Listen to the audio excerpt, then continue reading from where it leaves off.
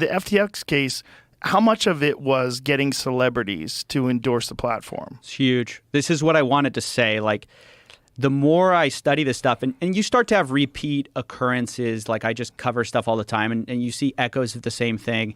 I just had somebody just a couple of days ago, I was interviewing for this news scheme we're looking at, and he said, I never understood how Bernie Madoff got people because it seems so preposterous. And then I fell for something very similar. And what I notice with all of these things, the thread is you believe, it's kind of too good to be true, but the social proof is overwhelming. And it overwhelms your kind of like alarm bells. So the social proof is a combination of things. So first of all, it's this guy who drives a Toyota. So you go like, well, why does he need to scam me if he's driving a Toyota, right? Then it's like, which Sam Bankman-Fried did. Then it's like, okay, Tom Brady backs him. Well, Tom Brady's got to have some guys who are looking into this. And then it's like, well, BlackRock backed him. Well, BlackRock definitely has some guys who looked into it. Right. It's Sequoia Capital. They said he was... might be one of the first like trillionaires or whatever. Like he's such a great entrepreneur. They think he's such a genius. It might have been one of the A1Z guys, or I'm blanking on the name right now. But A1Z? What is that? No. I'm sorry. I'm blanking on. It's this famous. I'm gonna remember it right after I get out of here. It's one of the famous investment funds. They invested in a bunch of NFT projects. Mark Andreessen, I think, is the guy who runs it.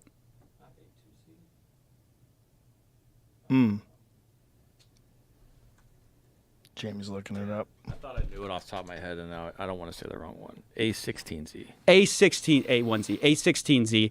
It was one of those, Sequoia or A16Z. One of them wrote this glowing review of Sam, basically saying he's going to be one of the first trillionaires. So all these guys, basically, a lot of these people backed Sam with the highest endorsements. And so if you're just an average person, you're thinking, well, how much more due diligence can I do than all these other guys? All these other guys buy into him. Right. And then they themselves are kind of also looking at each other, being like, well, that guy did it. Like, what? It's the hottest deal around, right? Kevin O'Leary's in. So you kind of think you're swimming safely with like other savvy investors. And that's what gets you to buy in. Bernie Madoff is very similar. I mean, he was, really well regarded in Wall Street. So when people invested with him, they knew the returns were insane, but it wasn't like he was some random fly-by-night guy. He was well respected in the Wall Street space. People thought he might take over the SEC after the current person had stepped down. They thought he was going to take it over. Whoa.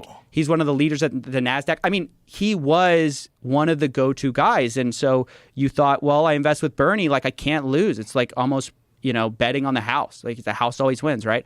So when FTX was taking off, it just seemed like everyone who was someone was backing him. So then it was okay. And then I think a lot of these people deferred to their other friends. They're all saying it's okay. Let me put money in. And it's just a huge case study that just because other people fall for something doesn't mean you're safe. You have to do, I hate to say do your own research because that's such an overused, scammy phrase. It's actually such a phrase that, it's almost useless. Chemtrails. Let me say this. If it's too good to be true, if they're offering market returns that you want to believe in, you go, man, I want to believe this is real. Don't invest. That's a bad idea. People were calling bullshit, though. Just like they were calling, there was a few people that were wary that were calling bullshit on Bernie Madoff, and there was a few people that were standing out and saying none of this makes sense. Right. And who were those people? So there were a few people. There was a Matt Levine interview with Sam Bankman-Fried. He didn't call him a fraud outright, but he's like, hey, it seems like you're in the Ponzi business, and business is good. Whoa. And what did he say to that?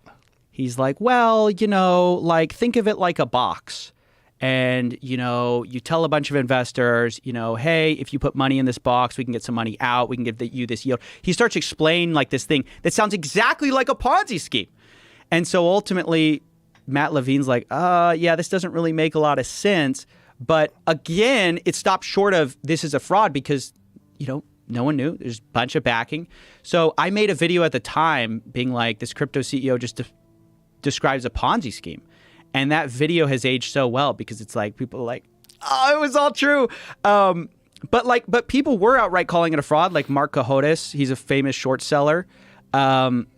He was calling that a fraud early. I have a buddy of mine. He goes by Dirty Bubble Media on Twitter. He's like one of the Anon Twitter accounts. He was calling it a